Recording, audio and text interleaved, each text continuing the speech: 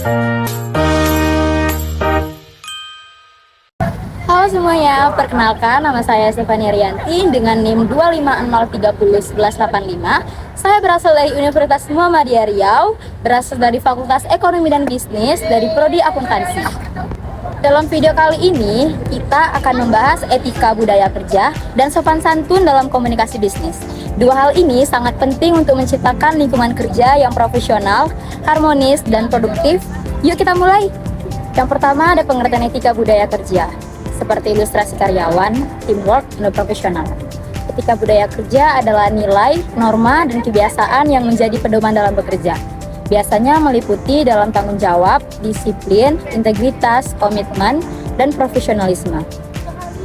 Dengan adanya budaya kerja yang baik, setiap orang dapat bekerja dengan nyaman, saling menghargai, dan mencapai tujuan perusahaan secara efektif. Yang kedua ada prinsip kerja utama etika, yang biasanya itu seperti ekontik atau checklist. Ada beberapa prinsip penting dalam etika budaya kerja. Yang pertama itu adalah tanggung jawab, biasanya menyelesaikan tugas tepat waktu dan bersedia menerima konsekuensi. Yang kedua itu ada disiplin, datang tepat waktu, mematuhi aturan, dan menghargai waktu orang. Dan yang ketiga itu ada integritas, jujur dalam pekerjaan, tidak memanipulasi data, dan tidak mengambil keuntungan pribadi orang. Dan yang selanjutnya ada kerjasama, mampu bekerja dalam tim, menghargai pendapat rekan, dan saling membantu. Selanjutnya ada profesionalisme, biasa bersikap sesuai peran kerja, menjaga penampilan, dan menjaga sopan santun. Selanjutnya ada sopan santun dalam komunikasi bisnis, biasanya di dalam chat atau email profesional atau telepon kantor atau meeting. Biasanya komunikasi bisnis yang baik bukan hanya soal menyampaikan pesan, tetapi bagaimana kita menghormati lawan bicara. Nah, beberapa aturan sopan santun yang perlu diperhatikan, yaitu yang pertama ada gunakan bahasa yang jelas dan sopan, hindari kata-kata kasar, gunakan bahasa baku dalam situasi formal, terus sampaikan pendapat tanpa merendahkan orang lain.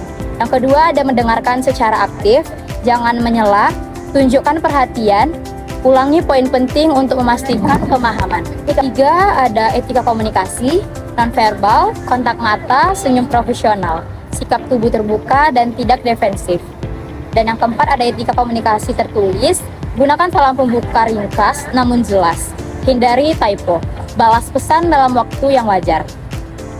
Selanjutnya yang keempat ada etika dalam komunikasi digital, biasanya dalam laptop, email, chat grup kantor. Di era digital sekarang, komunikasi di kantor banyak dilakukan lewat email, WhatsApp, dan aplikasi lainnya.